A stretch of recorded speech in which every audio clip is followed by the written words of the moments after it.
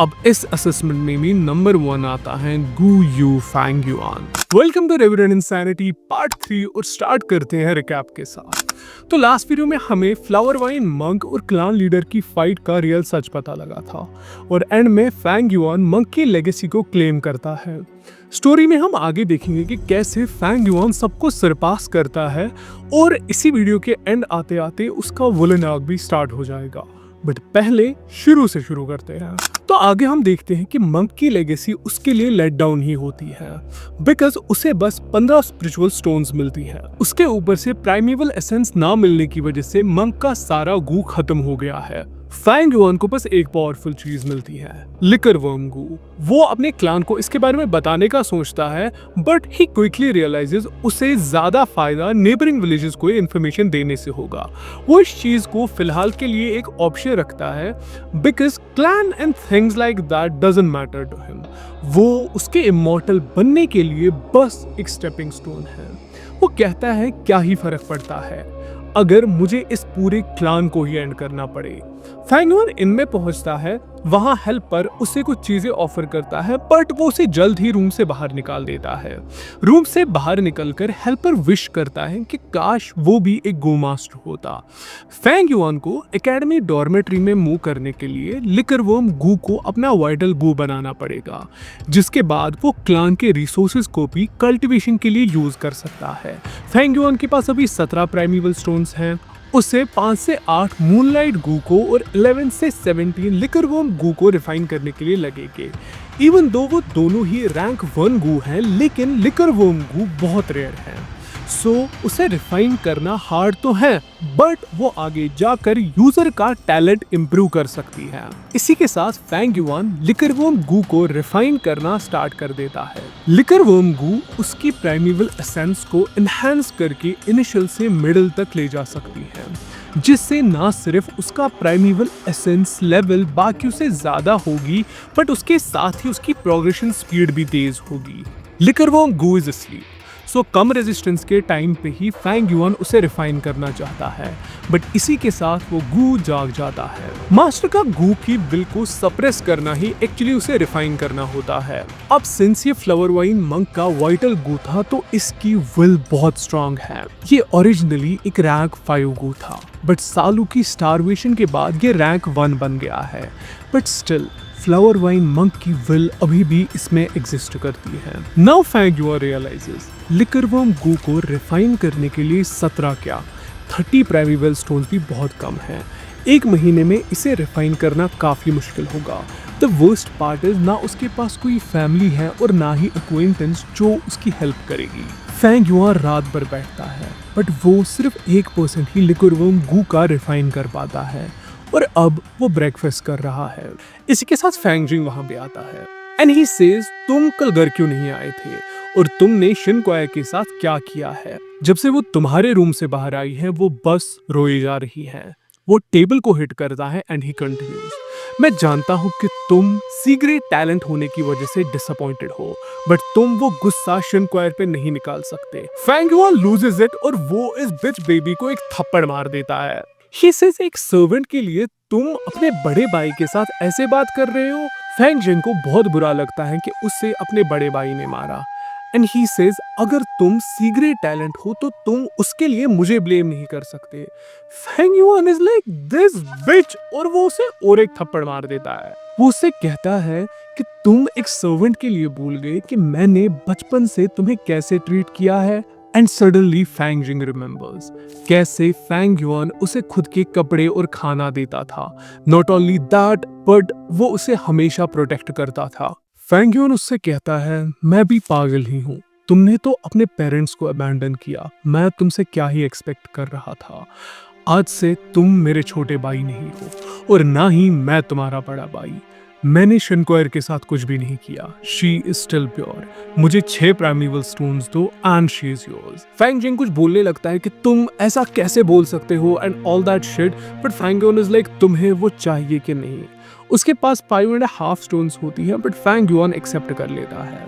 Fang जिंग वहां से चला जाता है और फैंग युआन को पाई की वजह से थोड़ा हर्ट तो होता है, लेकिन on the other side Fang Jing is very happy कि शिन काया अब उसकी है। ऑलमोस्ट 48 आवर्स की कॉन्टिन्यूस हार्ड वर्क और 12 प्राइमेवल स्टोन्स यूज करने के बाद भी Fang Yuan liquor worm Gu का बस 7% ही रिफाइन कर पाया है।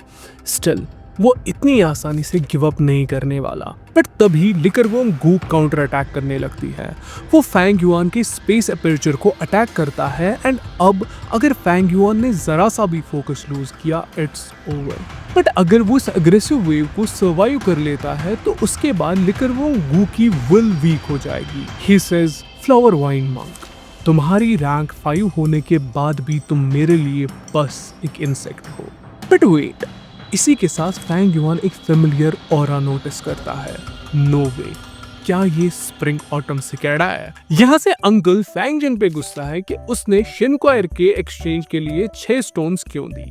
फैंग जिन ऑब्वियसली कुछ वर्चूज और डम शिट की बातें करने लगता है, बट अंकल इज लाइक, गधे, शिनक्वायर हमारी है, तो अगर तुमने मुझसे उसे मांगा होता वो तुम्हें ऐसे ही मिल जाती। अंकल उसे अब और 6 स्टोन्स देता है और उसे कहता है कि तुम जाके अपना वाइटल गो रिफाइन करो। Uncle is furious. उसकी बीवी उसे शांत करने की कोशिश करती है, बट वो उससे कहता है कि तुम्हें कुछ भी नहीं पता है। पहले 6 स्टोन्स उसके लिए बहुत कम थी, पर 12 स्टोन से उसका चांस बनता है। भले ही गू मास्टर सी ग्रेड हो, लेकिन रिसोर्सेज से वो बहुत ही जल्दी प्रोग्रेस कर सकता है। एकेडमी सिर्फ अपने बेस्ट स्कॉलर्स को ही रिसोर्सेज यूज करने देती है, और अगर वो एक बार पीछे रह जाता फिर उसके लिए रिसोर्सेज पाना मुश्किल था। उसकी कल्टीवेशन कम होती और उसके कुछ भी इनहेरिट करने के चांसेस भी, इसीलिए हमें उसको पहले से ही वीक करना था। बिचार्ड रिप्लाइज, बट अगर वो 1 साल में रैंक 1 बनता भी है, स्टिल आप तो रैंक 2 है। But we get to know as elder वो फैंग युआन को चैलेंज नहीं कर सकता। अगर गू मास्टर के पास मिडिल रैंक 1 है तो फैंग युआन 16 की एज में अपना हाउस होल्ड स्टार्ट कर सकता है। अंकल सेज, अगर ऐसा हुआ तो फिर मैं कुछ नहीं कर पाऊंगा। ऊपर से इस घर में सब कुछ उसके माँ बाप का ही है। अब तो आंट की भी फट जाती है, लेकिन अंकल उसे कहता है कि अभी वो सिर्फ 15 का है, so we have a year. हम उसके अगेंस्ट और एक प्लॉट करेंगे एंड एज लॉन्ग एज वो अगले साल तक मिडिल रैंक 1 नहीं बनता, उसे फिर कुछ भी नहीं मिलेगा। आंट इज स्टिल वरीड, क्योंकि ना सिर्फ फैंग युआन ने सिडक्शन प्लॉट फेल किया, बट उसने उसके बदले 6 प्राइमेवल स्टोन्स भी अर्न किए। अंकल इज हैप्पी दो, बिकॉज फैंग जिंग अपने बड़े भाई को हेट करता है, सो वही आगे जाकर उसका सबसे स्ट्रॉन्ग वेपन बनेगा। यहाँ से फैंग युआन बिलीव ही नहीं कर पाता कि स्प्रिंग ऑटम सिकेडा रिबॉर्न हुआ है। लिकरवर्म गू मूनलाइट गू से बहुत सुपीरियर था, बट स्प्रिंग ऑटम सिकेडा के सामने वो दोनों ही गू कचरा है। 500 साल पीछे जाने की वजह से सिकेडा बहुत वीक हो गया है, बट इट्स गुड, क्योंकि अगर सिकेडा अभी पीक स्टेट में होता वो फैंग युआन के स्पेस अपर्चर को लिटरली बर्स्ट कर देता। इवन दो वो स्प्रिंग ऑटम सिकेडा अभी यूज नहीं कर सकता, बट उसकी पावर से वो बाकी 2 गू को फिर भी सप्रेस कर सकता है। फैंग युआन कहता है अब इन 2 गू को स्प्रिंग ऑटम सिकेडा से सप्रेस करना बच्चों का खेल है। इससे अब मैं कोई भी लो रैंक गू एफर्टलेसली रिफाइन कर पाऊंगा, वो भी बिना प्राइमेवल स्टोन्स यूज किए। रैंक 1 के पास ऐसा रैंक 6 वाइटल गू होना सही में एक फेयरी टेल है, बट पहले मैं वो रिवॉर्ड क्लेम करने जाऊंगा which I wasn't supposed to win. Clan leader को नींद से उठाते हैं कि फैंग फैमिली के स्टूडेंट ने मूनलाइट गू को रिफाइन कर लिया है and he is waiting. Clan leader बाहर आता है and he says, Fang Jing, तुमने मुझे डिसअपॉइंट नहीं किया। ये बी और सी ग्रेड तो तुम्हारे साथ कम्पीट ही नहीं कर सकते, इसे कहते हैं ट्रू जीनियस, वरना वो तुम्हारा बड़ा भाई।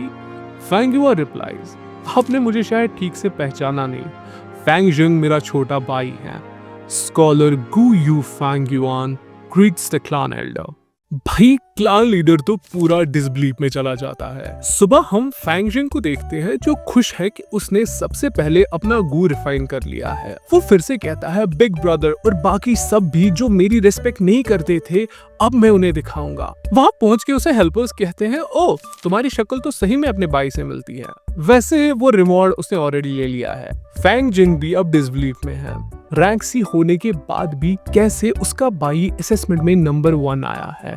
बट हेल्बोज उससे कहते हैं कि क्लान एल्डर ने ये खुद कंफर्म किया है और प्रूफ के लिए वो एकेडमी में लगा उसका डिस्प्ले भी देख सकता है। फैंग युआन कहता है अगर कोई बी ग्रेड ऐसा करता तो मुझे इतना बुरा नहीं लगता, बट वही क्यों, वो बस ड्रंक हो रहा था and I was working hard. Display के पास सब लोगों को अपने भाई के बारे में बात करते हुए देख के उसे फिर से वो माउंटेन की तरह दिखने लगता है। यहाँ से मोबे ने भी अपना गो रिफाइन नहीं किया है क्योंकि वो भी शॉक में चला गया है कि फैंग युआन फर्स्ट कैसे आ सकता है। ये सुन के टीचर उन्हें कहता है मोबी को इस फ्रस्ट्रेशन से खुद ही डील करना पड़ेगा क्योंकि आगे जाके उसे अपनी फैमिली का हेड बनना है। यहाँ से चिचिंग का ग्रैंडफादर उससे कहता है कि फैंग युआन का तो बस लक अच्छा था, बट तुम टेंशन मत लो, मैं अपने रैंक 3 से तुम्हें गू को सप्रेस करने में हेल्प करूंगा।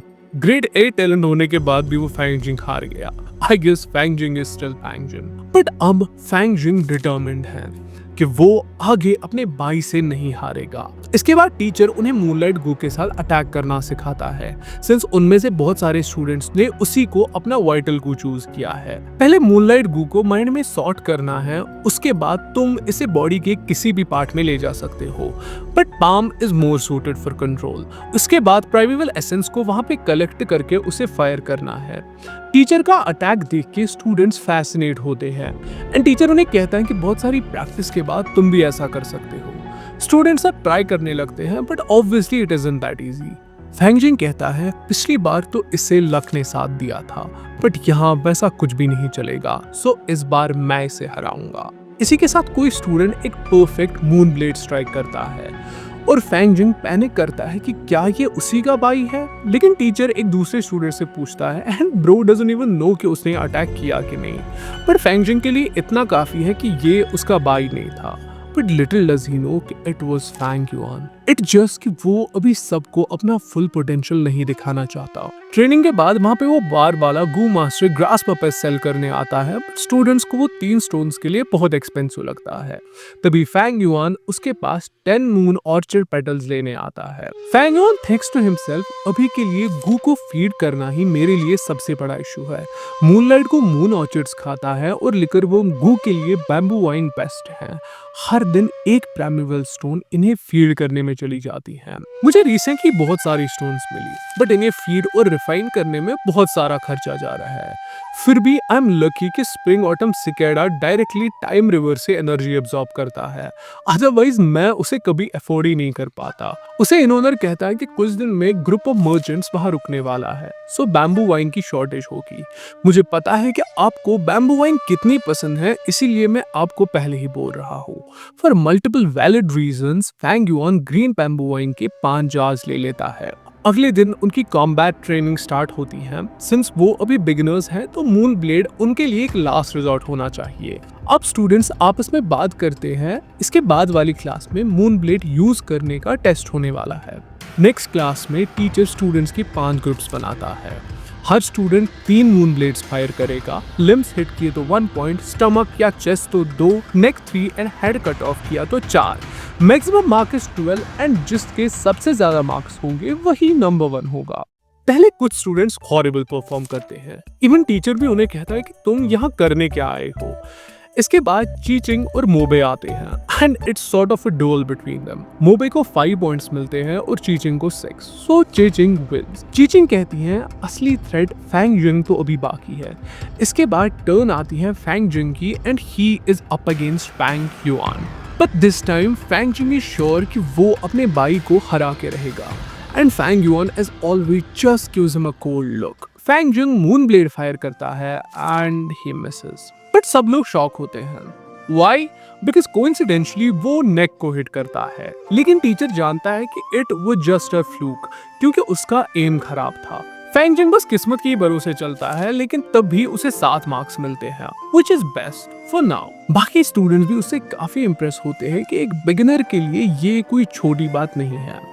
बट अब टर्न आती है फैंग युआन की और लोग उसके बारे में शिट बोलना स्टार्ट करते हैं।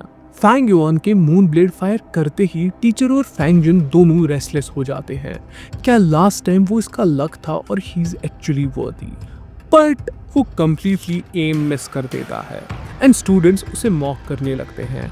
टीचर कहता है कि ट्रैश ट्रैश ही रहेगा, पता नहीं मैं इसे क्या एक्सपेक्ट कर रहा था। बट मोर इंटरेस्टिंगली फैंग जिन पागल हो जाता है। ऐसी एक्यूरेसी के साथ तुम्हारे पास मुझे हराने के 2 चांसेस है, आई वॉन। अगर तुम कितने भी लकी हो जाओ तुम 6 पॉइंट से ज्यादा स्कोर नहीं कर सकते, वो भी तब अगर तुम नेक को 2 बार हिट करो। जीतने के लिए तुम्हें इसका सर 2 बार काटना होगा। सरेंडर, तुम्हारे लिए सब कुछ खत्म हो चुका है। फैंग युआन 2 मून ब्लेड्स एक साथ स्ट्राइक करता है एंड ही सेज तुम्हें बस एक इंसान एक्नॉलेज नहीं करता, लिटिल ब्रदर, और वो हो तुम। फैंग युआन हेड को कट करता है बट सरप्राइजिंगली उसे 8 पॉइंट्स मिलते हैं।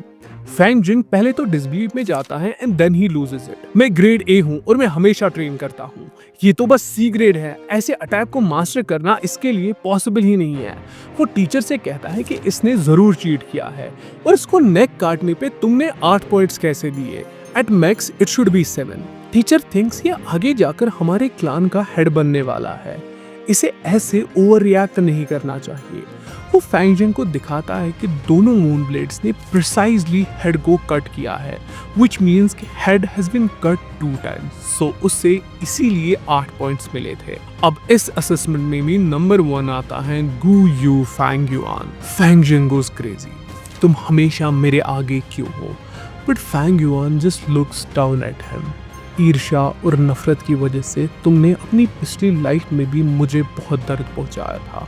वो वहां से जाने लगता है और वो फैंग युआन से कहता है spring is a truly wonderful season. आगे टीचर फैंग युआन को क्लान की अलाउंस और रिवॉर्ड देते हुए प्रेज करता है। अब स्टूडेंट्स वंडर करना स्टार्ट करते हैं क्या उसके पास प्योर लक है या स्किल। नेक्स्ट क्लास में टीचर उन्हें अपनी कल्टीवेशन बेस को एनहांस करना सिखाता है। जितना गू की रैंक बढ़ती है उसकी प्राइमेवल एसेंस उतनी ही छोटी होती है। रैंक 1 गू मास्टर के पास कॉपर प्राइमेवल एसेंस, रैंक 2 आयरन और रैंक 3 सिल्वर। एक रैंक बढ़ने के बाद प्राइमेवल एसेंस पहले से 10 टाइम्स ज्यादा स्ट्रॉन्ग होता है। अब टाइम आता है थर्ड असेसमेंट का। जो भी 3 महीने से कम समय में रैंक 1 के मिडिल स्टेज तक पहुंचेगा उसे 30 प्राइमेवल स्टोन्स मिलेगी। इसी के साथ क्लास का नया हेड और 2 वाइस हेड्स भी इन्हीं मार्क से डिसाइड हो गए। फैंग जिंग ये क्लास हेड बनने की अपॉर्चुनिटी बिल्कुल भी मिस नहीं करना चाहता बिकॉज ही थिंक्स कि this would make his brother notice him. Students Fang Yuan को ढूंढते हैं बट वो ऑलरेडी वहां से चला गया है, लेकिन वो सब भी डिटरमिन्ड हैं कि वो फैंग युआन को हरा के रहेंगे। फैंग युआन एंट्रेंस पे है और उसे क्लान हेड बनने में कोई भी इंटरेस्ट नहीं है। उसे पता है कि ये बस क्लान एल्डर्स का एक टूल है। 2 स्टूडेंट्स कहते हैं कि ये दरवाजे पे क्या कर रहा है। दे हेट हिम बिकॉज उन्हें लगता है कि इस सी ग्रेड को बस लक सपोर्ट करता है।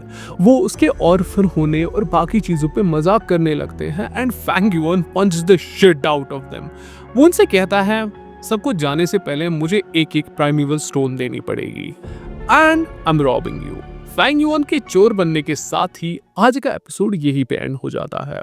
ये सीरीज आगे कंटिन्यू होती है कि नहीं वो सब आप पे डिपेंड करता है। So if you are liking this series make sure to subscribe और कमेंट्स में मुझे जरूर बताना कि what do you think about it.